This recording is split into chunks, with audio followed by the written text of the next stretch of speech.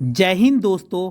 आज मैं आप लोगों के सामने कक्षा 10वीं के गद्य खंड के पाठ 2 बाल गोविंद भगत के महत्वपूर्ण बहुविकल्पीय प्रश्न लेकर हाजिर हूं। और बेटा ये लगभग 100 बहुविकल्पीय प्रश्न हैं, लेकिन मैं आप लोगों को केवल वही बहुविकल्पीय प्रश्न बताऊंगा जो परीक्षा की दृष्टि से आप लोगों के लिए महत्वपूर्ण है। तो चलिए शुरू करते हैं। सबसे पहला प्रश्न है, बाल गोविंद भगत की आयु थी। तो बेटा बाल गोविंद भगत जो थे वो 60 साल से ऊपर के थे, यानी कि 60 से ऊपर, 60 अबव। ठीक है। अगला प्रश्न है, बाल गोविंद भगत का चेहरा हमेशा जगमगाता रहता था। तो बेटा उनके चेहरे पर सफ़ेद बाल थे, वो बहुत गोरे भी थे, तो उनका चेहरा हमेशा सफ़ेद बालों से जगमगाता रहता था। तो उनका चेहरा किस चीज़ से जगमगाता था? सफ़ेद बालों से।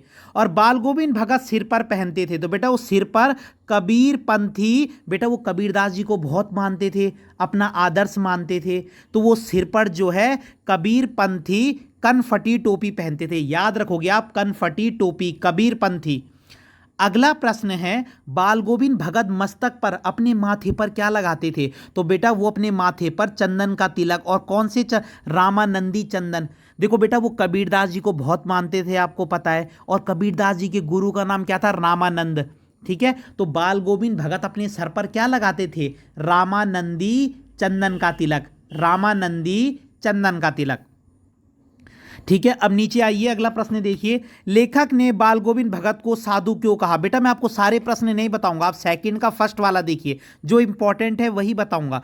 लेखक ने बाल गोविंद भगत को साधु क्यों कहा? बेटा बाल गोविंद भगत साधु नहीं थे, याद रखना, लेकिन वो साधु की सब परिभाषाओं में खरे उतरते थे। मतलब एक सच्चा साधु जो होता है ना, किसी से लड़ाई झगड़ा ना करना, जिसके विचार अच्छे होते हैं, तो वो साधु की डेफिनेशन में परफेक्ट उतरते थे। लेकिन वो साधु नहीं थे, लेकिन साधु के जैसे ही व्यवहार करते थे। तो लेखक ने उनको साधु क्यों कहा? क्यों कहा साधु? इसीलिए तो कहा क्योंकि वो साधु की क्या है, परिभाषा में खरे उतरते थे। ठीक है। अगला प्रश्न है, बाल गोविंद भगत का कौन सा कार्य व्यवहार लोगों के अचरज का कारण था? तो लोगों के अचरज का कारण क्यों था बाल गोविंद भगत का? क्योंकि बेटा वो नियमों और सिद्धांतों का गहराई से पालन करते थे, तभी तो लोग उनको देखकर आश्चर्यचकित हो जाते थे, अचरज में आ जाते थे। रोज सुबह नहाना, बिल्कुल क्या है, मतलब अपना सारा काम करना, तो लोग उनके नियमों को देखकर, उनके सिद्धांतों को देखकर अचरज में पड़ जाते थे। अगला प्रश्न है, बाल गोविंद भगत कबीर के आदर्शों पर चलते थे। क्यों चलते थे? क्योंकि वो कबीर को अपना क्या मानते थे? क्या मानते थे? अपना साहब मानते थे। ठीक है। तो इसका आंसर होगा बी वाला, वो कबीर को अपना साहब मानते थे। बाल गोविंद भगत अपने खेत की सारी उपज, जो उनके खेत में सारी उपज फसल होती थी, वो सबसे पहले उसको कहाँ दे आते थे? कबीर पंथी मठ में। देखो आप भी क्या होता है बेटा, जब आप मंदिर जाते हो तो आप वहाँ प्रसाद लेकर जाते हो, रिटर्न में आपको कुछ प्रसाद मिलता है, तो वो ऐसे ही पहले सारी फसल को कहाँ ले आते थे? कबीर पंथी मठ में, जहाँ कबीर को मानने वाले लोग रहते हैं। बाद में उनको जो रिटर्न में मिलता था ना, वो उसी से अपना घर चलाते थे। अगला प्रश्न है, बाल गोविंद भगत की विशेषता नहीं थी। तो बेटा वो स्वार्थी नहीं थे, बाकी वो झूठ नहीं बोलते थे, बिल्कुल सही है, सबसे खरा व्यवहार भी करते थे, झगड़ा मोल नहीं लेते थे, स्वार्थी थे, ये गलत है। अगला प्रश्न है, नीचे आइए, क्वेश्चन नंबर, ये जो पैराग्राफ नंबर 3 है, इसका जो है सेकंड वाला देखिए, औरतें क्या लेकर मेंढ पर बैठी? तो बेटा मेंढ कहते हैं, खेत होते हैं ना, खेत, तो खेतों के बीच में मेंढ बनाई जाती है ताकि दो खेत डिवाइड हो जाए आपस में। तो औरतें खेत पर कलेवा, कलेवा कहते हैं बेटा सुबह का जलपान। जब औरतें खेत में काम करने आती है तो अपने साथ टिफिन टाइप का लाती है ना, तो उसी को कहते हैं सुबह का जो जलपान होता है, मॉर्निंग का जो जलपान, कलेवा लेकर बैठती हैं। ठीक है। अगला प्रश्न है बेटा, लोगों के कानों में किसकी स्वर तरंग, मतलब लोगों के कानों में किसकी आवाज गूंजती थी? तो लोगों के कानों में जो है बाल गोविंद भगत की आवाज आती थी। ठीक है। बाल गोविंद के गीतों का हलवाहों पर, हलवाहों का मतलब होता है हल चलाने वालों पर, क्या असर होता था? तो बेटा जब बाल गोविंद भगत गाते थे ना, तो हलवाओं पर क्या असर होता था? उनके पैर ताल से उठने लगते थे, उनके पैर भी क्या है, एक प्रकार से मतलब नाचने टाइप से लगते थे, फुर्ती आ जाती थी। नीचे देखिए, अगला इंपॉर्टेंट प्रश्न है, धीरे धीरे मन तन पर हावी हो जाता है। ये वाला देखिए, धीरे धीरे मन जो है तन पर हावी हो जाता है, इसका मतलब क्या है? इसका मतलब ये कि मन भी तन पर हावी हो जाता है, यानी कि लोग क्या हो जाते थे, जब वो गाते थे तो लोग डूब जाते थे, अपनी सुध बुध खो बैठते थे, मतलब पूरी तरीके से उनके गाने में डूब जाना। तो ये मन का क्या है? मन तन पर हावी हो जाना। ठीक है, कि लोग अपनी सुध बुध क्या है, खो देते थे। ये देखिए बी वाला। अगला प्रश्न है, भजन गाते गाते एक क्षण ऐसा आता जब क्या होता था, मतलब जब बाल गोविंद भगत गाते थे तो ऐसा टाइम आता कि क्या क्या हो जाता था कि वे बेटा खंजड़ी लेकर, खंजड़ी कहते हैं उनके हाथ में जो बजाने वाली होती है, ठीक है, वो बजाते रहते थे गाना गाते टाइम, तो वो खंजड़ी लेकर खुद भी उड़ जाते, नाचने लगते। कौन? बाल गोविंद भगत। अगला है, अब आ जाइए आप पैराग्राफ नंबर ये देखिए 5, देखिए यहाँ पे बाल गोविंद भगत की संगीत साधना का चरम उत्कर्ष, यानी जो वो गाते थे ना, उनकी संगीत साधना का चरम उत्कर्ष कब देखने को मिला? कब? जिस दिन उनके बेटे की मृत्यु हुई, उस दिन उन्होंने कुछ ऐसा दिखाया कि जिससे वाकई में ये आप मानने पर मजबूर हो जाओगे कि वो संगीत से बहुत प्रेम करते थे। मैं आपको बता देता हूँ क्या होता है। जब उनके बेटे की मृत्यु होती है तो बाल गोविंद भगत क्या है, गाना गाते रहते हैं अपने बेटे की, मतलब शव के सामने बैठकर, डेड बॉडी के सामने बैठकर गाते रहते हैं, और वो अपनी बहू को भी कहते हैं कि तुम दुखी मत हो, तुम उत्सव मनाओ, क्योंकि आत्मा किसके पास चली गई है? परमात्मा के पास चली गई है, तो तुम दुखी क्यों रही हो, तुम उत्सव मनाओ। तो बाल गोविंद भगत के अनुसार लोग कैसे लोग निगरानी और मोहब्बत के अधिक हकदार होते हैं? तो बेटा बाल गोविंद भगत को लगता है कि हम लोगों को ऐसे लोगों को ज़्यादा प्यार करना चाहिए जो कैसे होंगे, जो शारीरिक और मानसिक रूप से शिथिल या कमज़ोर होते हैं, ठीक है। जैसे उनका बेटा था, बाल गोविंद भगत का बेटा भी तो थोड़ा दिमाग से सुस्त और बोधा था, तो वो कह रहे हैं हमें जो शारीरिक या मानसिक रूप से कमज़ोर होते हैं ना, उनसे, उन बच्चों से घृणा नहीं करनी चाहिए, उनको तो और भी प्यार करना चाहिए। भगत की पतोहू, पतोहू कहते हैं उसकी बेटे की वाइफ को, तो भगत की पतोहू की क्या विशेषता थी? तो वो सुंदर सुशील भी थी, घर के प्रबंधन मैनेजमेंट भी देखती थी, मतलब सब काम देखती थी, तो उपयुक्त सभी, ठीक है। लोगों को किस बात की फुर्सत नहीं थी? तो लोगों को किस बात की फुर्सत नहीं थी? तो बेटे एक बार क्या होता है, जब बाल गोविंद भगत के बेटे की मृत्यु हो जाती है ना, तो लोगों के पास भगत के बीमार बेटे की खबर लेने की भी, जो वो बीमार चल रहा था तो उसकी क्या है, लोगों को खबर लेने तक की भी वो नहीं थी कि बीमार चल रहा है तो हाल चाल पूछ लें, लोगों पे इस चीज़ का भी टाइम नहीं था, ठीक है। अगला है, गद्यांश में मौत की क्या विशेषता बताई गई है कि मौत की क्या विशेषता होती है? तो बेटे जब किसी की मौत होती है ना, तो वह सबका ध्यान अपनी ओर खींच लेती है, ये तो अंडरस्टूड है, ठीक है। जब किसी की मौत होती है तो वो सबका ध्यान खींचेगी अपनी तरफ। अगला प्रश्न है, लेखक कौतूहलवश कहाँ गया? तो बेटा क्या होता है, जब बाल गोविंद भगत जो थे उनके बेटे की मृत्यु हो जाती है तो लेखक भी क्या करता है, बाल गोविंद भगत के घर जाता है कौतूहलवश जानने के लिए कि भाई क्या हुआ। अगला प्रश्न है, भगत के घर क्या दुर्घटना हुई थी? क्या दुर्घटना हुई थी? तो मैंने आपको बताया उनके क्या है, उनके पुत्र की मृत्यु हो गई थी। बाल गोविंद भगत ने अपने मृत पुत्र को कहां पर लेटाया था? तो बेटा इसका आंसर ये गलत है, इसका आंसर ख नहीं है, आंगन में चटाई पर। याद रखिए आप, अपने बेटे को कहां लेटाया था? आंगन में चटाई पर। तो बेटा इसका आंसर कौन सा होगा? ये ग वाला होगा। ढंग से देखिए, आंगन में चटाई पर। अगला प्रश्न है, बाल गोविंद भगत ने पुत्र के सिराने पर क्या रखा? तो उनका बेटा जब मर जाता है तो बाल गोविंद भगत क्या करते हैं, भगत जी उसके सिराने पर क्या रखते हैं? एक चिराग जलाकर रखते हैं, एक चिराग को जलाकर रखते हैं। भगत जी बेटे के पास बैठकर क्या कर रहे थे? तो बेटे वो गाना गा रहे थे, मैंने आपको बताया भजन गा रहे थे। देखिए अगला प्रश्न भी वही है, पुत्र के शव के पास बैठकर, शव माने क्या होता है? शव मतलब डेड बॉडी के पास बैठकर भगत जी क्या कर रहे थे? तो भजन गा रहे थे या गाना गा रहे थे। भगत अपनी पतोहू को रोने के बदले क्या करने के लिए कहते? तो अपनी बहू को क्या कहते हैं कि तुम रो मत, बल्कि क्या करो, उत्सव मनाओ, उत्सव मनाने के लिए कहते हैं। अगला प्रश्न है, मैं कभी सोचता या पागल तो नहीं हो, ये कौन कह रहा है? ये लेखक कह रहा है। लेखक को लगता है कि मैं कभी कभी सोचता कि ये पागल तो नहीं हो गया जो मतलब ये गाने के लिए, तो ये लेखक सोचता है, ठीक है। पुत्र की मृत्यु भी भगत के विचार से आनंद की बात है। मैंने आपको बताया कि भगत जी क्या कह रहे थे, भगत जी कह रहे थे बोल उत्सव मनाओ, इसका मतलब ऐसा लग रहा है जैसे कि वो खुश हो रहे हैं। तो क्यों हो रहे थे? तो बेटा वो इसीलिए कह रहे थे क्योंकि उनको क्या लगता है कि आत्मा किसके पास चली गई, ये परमात्मा। इसीलिए तो अपनी बहू के लिए भी कह रहे हैं कि तुम दुखी मत हो, तुम खुश हो कि आत्मा परमात्मा के पास जा रही है या जीवात्मा ईश्वर के पास जा रही है, बात एक ही है। अगला प्रश्न देखिए, भगत ने बेटे के क्रियाक्रम में तूल क्यों नहीं किया? जब उनका बेटा मर जाता है ना तो बहुत ज़्यादा मतलब एक प्रकार से ज़्यादा झंझट नहीं करते वो, बहुत ज़्यादा, क्योंकि बेटा वो पुरानी मान्यताओं को नहीं मानते थे, तभी तो वो अपनी बहू से कहते हैं कि तुम इसकी चिता को आग दो, ठीक है। तो भगत ने बेटे के क्रियाक्रम को क्यों तूल नहीं दिया? क्योंकि वो प्रचलित मान्यताओं पर इतना विश्वास नहीं करते थे।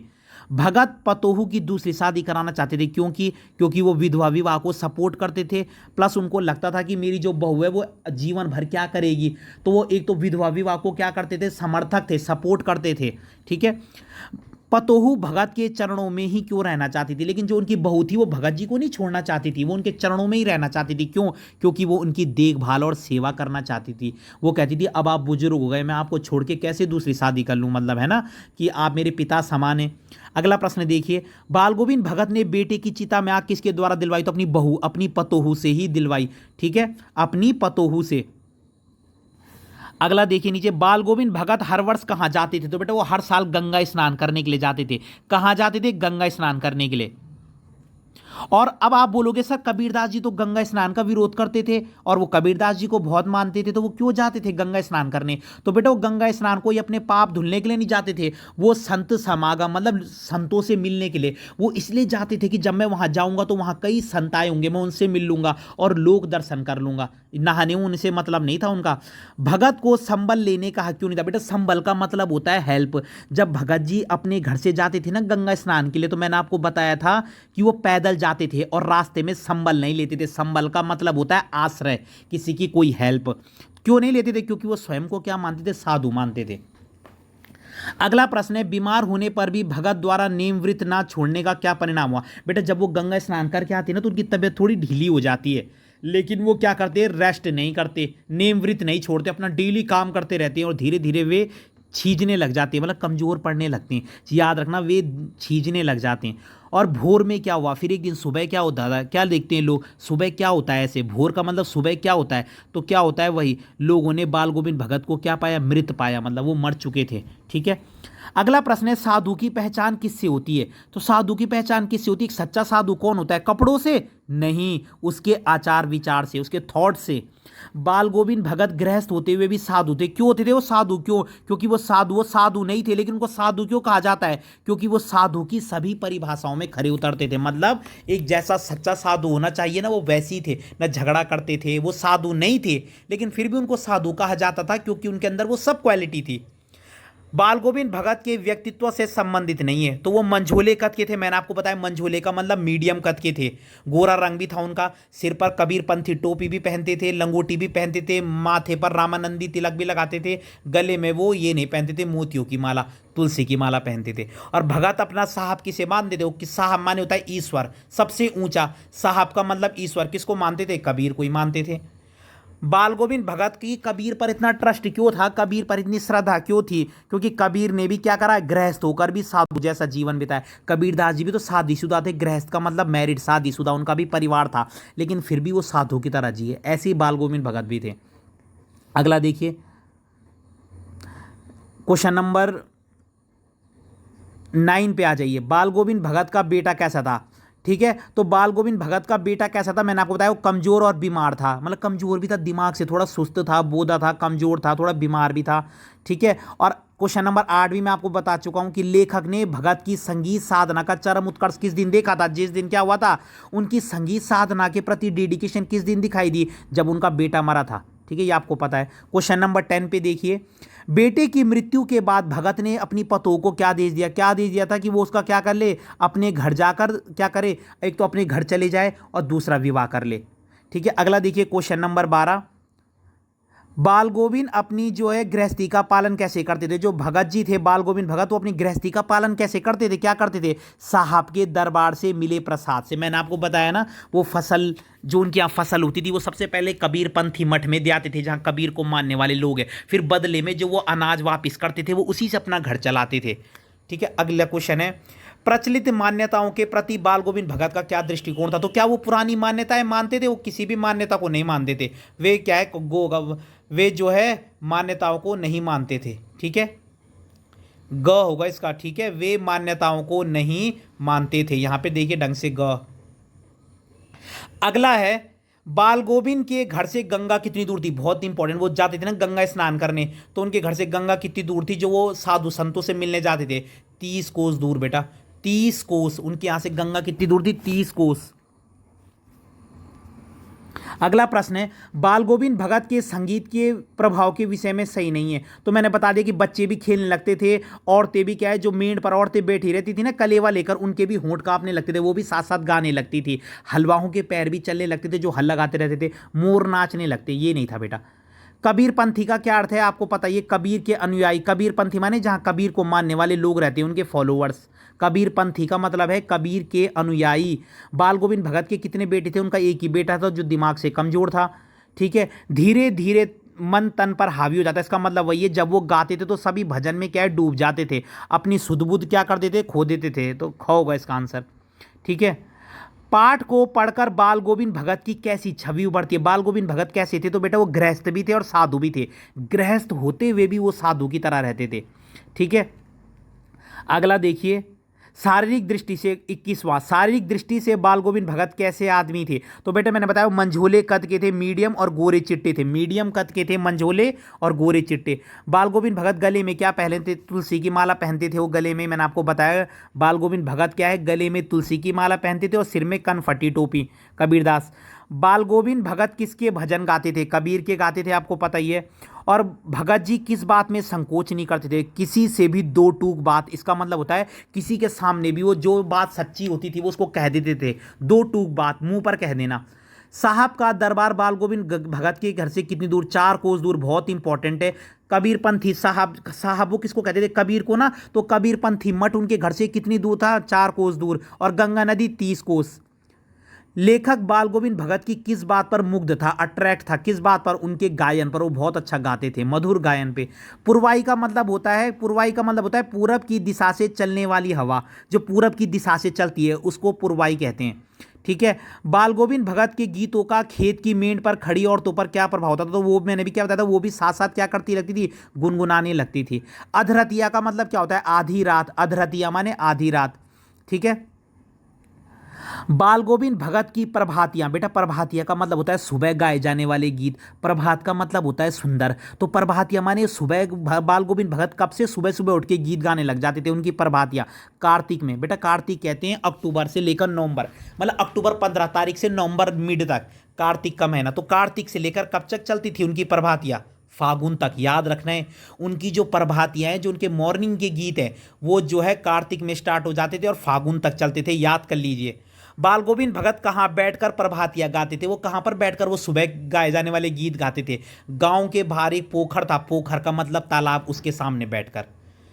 प्रभातियां गाने से पहले भगत कहाँ स्नान करने जाते थे? गांव से 2 मील दूर नदी पर। बेटा वो स्नान करने कहाँ जाते थे?